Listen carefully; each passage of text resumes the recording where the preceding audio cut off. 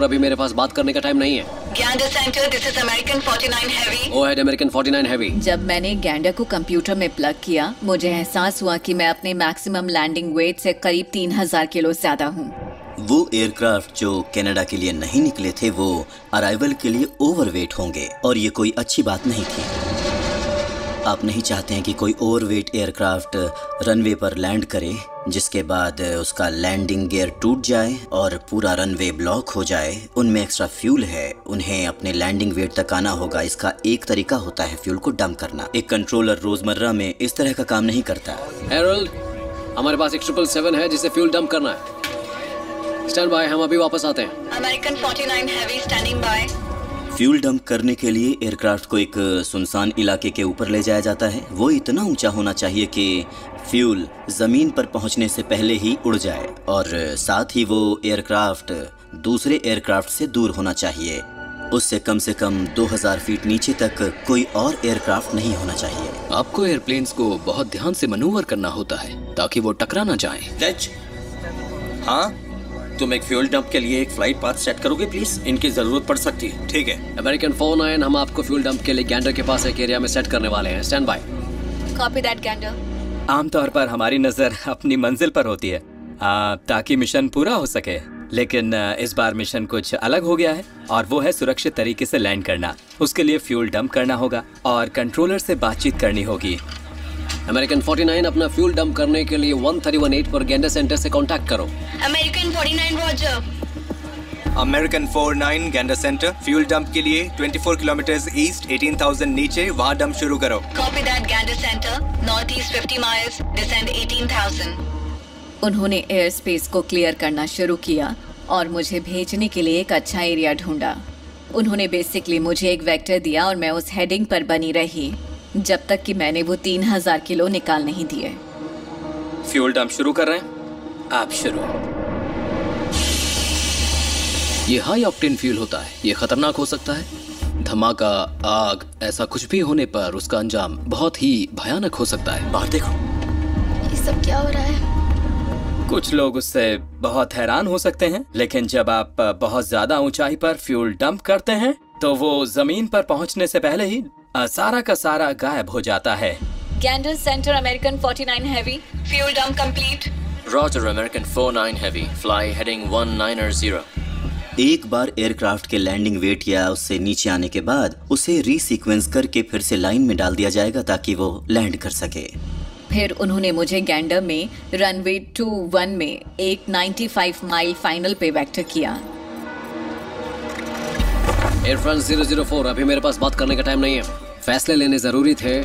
इतनी सारी जानकारी आ रही थी कि उसे संभालना एक आदमी के बस की बात नहीं थी। छोटे शहरों में बात बहुत जल्दी फैलती है, तो जो कंट्रोलर्स छुट्टी पर थे वो बिना बुलाए अपनी मर्जी से आने लगे। उन्हें पता था कि हमें लोग चाहिए, तो जिस कमरे में 2 या 3 लोग ही थे वहाँ पर अब 14 लोग हो गए। तुम्हें देखकर अच्छा लगा। तुम्हें देखकर भी। उस वक्त वो सब एक टीम की तरह काम करने लगे। न दुश्मनी, न नफरत, न बहस, सब जी जान से एक दूसरे की मदद में जुट गए। सब बस यही चाहते थे कि सारे प्लेन्स सुरक्षित जमीन पर उतर जाएं। ये जानकर बहुत अच्छा लगा और यकीन से बाहर था कि जैसे ही ये खबर फैली, काम करने के लिए इतने सारे कंट्रोलर्स आ गए कि हमें उन्हें वापस भेजना पड़ा। आप ऐसी चीजों में ज्यादा भावुक नहीं हो सकते। नेगेटिव, चाहे आपको कितनी भी तकलीफ क्यों ना हो रही हो, आप पीछे नहीं हट सकते। आप ये नहीं कह सकते कि बस बहुत हो गया। उसमें आपसी तालमेल बहुत ज्यादा जरूरी था। हम रनवे की तरफ बढ़ रहे थे, ऑल्टीट्यूड कम होता जा रहा था। ये देखकर अजीब लग रहा था कि एक छोटे से बेस पर एक ही लाइन में कितने सारे प्लेन्स हैं। वो दुनिया का सबसे व्यस्त एयरपोर्ट लग रहा था। वो नॉर्मल नहीं था और हम लैंड कर रहे थे। दोपहर के 12:26 अमेरिकन एयरलाइन 049 गैंडर पर उतरने के लिए तैयार है। American 49 heavy, you clear to land, runway 22। Gander tower, American 49 clear to land.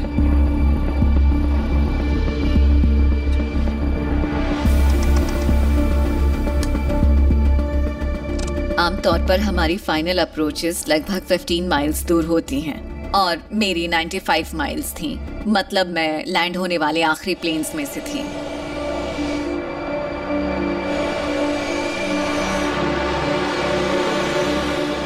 मैं उस दिन लैंड होने वाली 38 वाइट बॉडीज में से 36 नंबर पर थी।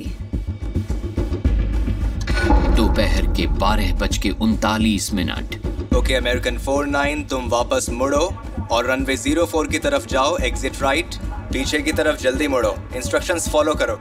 सबसे पहले हमने मेन एप्रन को भरा क्योंकि उस पॉइंट पर हमें नहीं पता था कि कितने एयरक्राफ्ट आने वाले हैं। गैंडर टावर, वहाँ पर बहुत भीड़ है। ये इस साइज के एयरक्राफ्ट के लिए आसान नहीं होगा। मुझे समझ नहीं आ रहा मैं क्या करूं। ऐसी कोई भी जगह नहीं है। मुझे हर तरफ एयरप्लेन्स दिख रहे थे। सारे टैक्सीवेज भरे हुए थे। वो रनवे पर पार्क्ड थे और मुझे समझ नहीं आ रहा था कि मैं कहाँ पार्क करूंगी। एयरपोर्ट के बीच में सेकेंड वर्ल्ड वॉर के ज़माने का एक पुराना रनवे है। हमने कुछ एयरक्राफ्ट उस पर पार्क किए और फिर आखिर के कुछ दर्जन भर को हमने अपने एक एक्टिव रनवे पर पार्क कर दिया क्योंकि और कोई जगह नहीं बची थी हमारे पास। इस एयरपोर्ट पर इतने या इससे ज़्यादा एयरप्लेन्स पहले भी रह चुके हैं, पर वाइट बॉडीज नहीं। और यही इसकी सबसे खास बात थी कि हम वाइट बॉडीज थे, सब बड़े प्लेन्स। गैंडर एयरपोर्ट पर 38 प्लेन्स लैंड हो चुके थे। मेरा नाम बारबरा फास्ट है और 2001 में मैं स्टुटगार्ट जर्मनी में असाइंड यूएस यूरोपियन फोर्सेस के लिए डायरेक्टर ऑफ इंटेलिजेंस थी। मेरे पास एक ट्राई बैंड फ़ोन था जिससे आप उन दिनों में यूरोप और यूनाइटेड स्टेट्स दोनों के साथ बात कर सकते थे।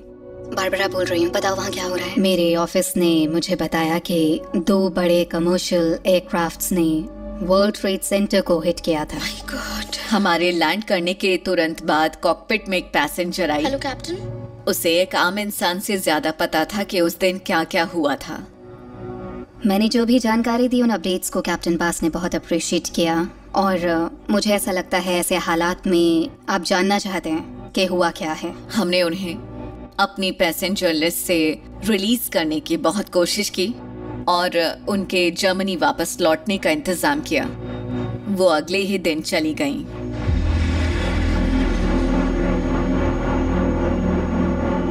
बारबरा फास्ट उन कुछ प्लेन्स में से एक में सवार थीं जो 13 सितंबर को नॉर्थ अमेरिकन एयर स्पेस से बाहर गए थे। रनवेज और टैक्सीवेज पर खड़े प्लेन्स में लगभग 24 घंटे से 3000 यात्री फंसे हुए थे।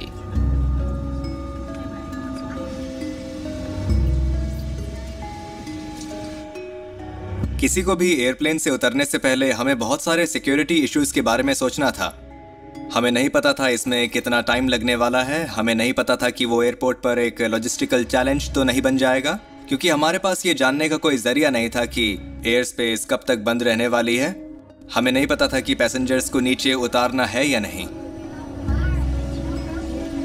हमारे सामने पूरी दुनिया के लोग थे, हर देश, हर भाषा, हर रंग, हर धर्म, हर मेडिकल कंडीशन, और हमें इन सब इश्यूज का ध्यान रखना था।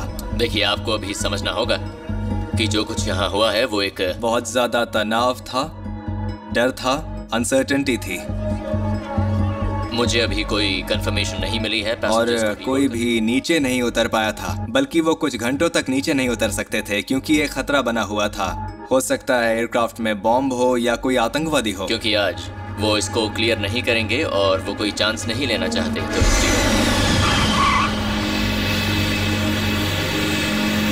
दोपहर के 1:06।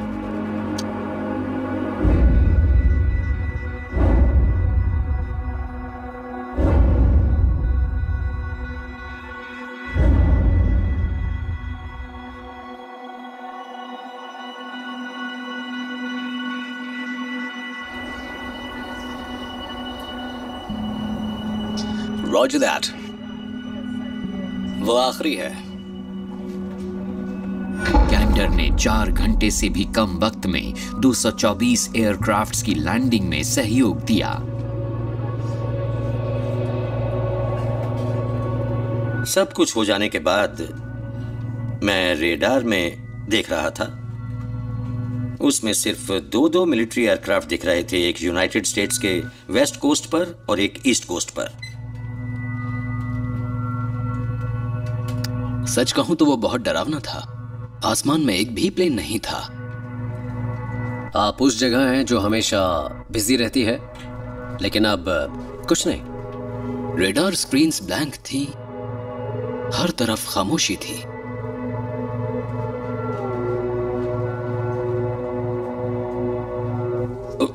उस पर यकीन करना मुश्किल था। सब जज्बाती हो रहे थे, जी तोड़ मेहनत करने के बाद आराम से बैठे थे सब।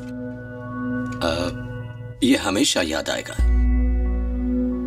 अच्छा काम किया हैरोल्ड, बहुत बढ़िया, थैंक यू। सब कुछ बहुत जल्दी हुआ। कुछ घंटे जबरदस्त एक्शन रहा और अब सब प्लेन्स जमीन पर थे। मैंने ऐसा पहले कभी नहीं देखा, ना ही बाद में। अब आसमान में एक भी प्लेन नहीं है। एयर ट्रैफिक कंट्रोलर्स ने उस दिन बहुत अच्छा काम किया। वो उस दिन के असली हीरो थे। जो उन्होंने किया वो पहले कभी नहीं हुआ, कभी प्रैक्टिस नहीं की और न ही कभी सुना। ये उन कंट्रोलर्स के लिए सुनहरा मौका था। उनकी जिंदगी में ये एक चमकने का मौका था और जो उन्होंने किया वो किसी चमत्कार से कम नहीं था। 13 सितंबर सुबह 11 बजे यूएस एयर स्पेस को फिर से खोल दिया गया। 3 दिन के बाद गैंडर से आखिरी प्लेन ने उड़ान भरी। मुझे एक पल के लिए भी ऐसा नहीं लगा कि हम इस काम को नहीं कर पाएंगे। मैं उस दिन को एक मिसाल मानता हूँ। वो इस बात की मिसाल है कि जरूरत पड़ने पर लोग किस तरह कंधे से कंधा मिलाकर काम कर सकते हैं। वो मेरे लिए मेरी जिंदगी में टर्निंग पॉइंट साबित हुआ। एक 9/11 से पहले की जिंदगी और एक उसके बाद की। बेकसूर लोगों की जाने गई हैं। कभी कभी सोचता हूँ कुछ लोग इतने बेरहम कैसे हो सकते हैं। फिर इंसानियत का अच्छा पहलू भी नजर आता है। दुनिया में जहां बुराई है वहां अच्छाई भी है और अच्छाई हमेशा ज्यादा ताकतवर होती है और आखिर में वही जीतती है।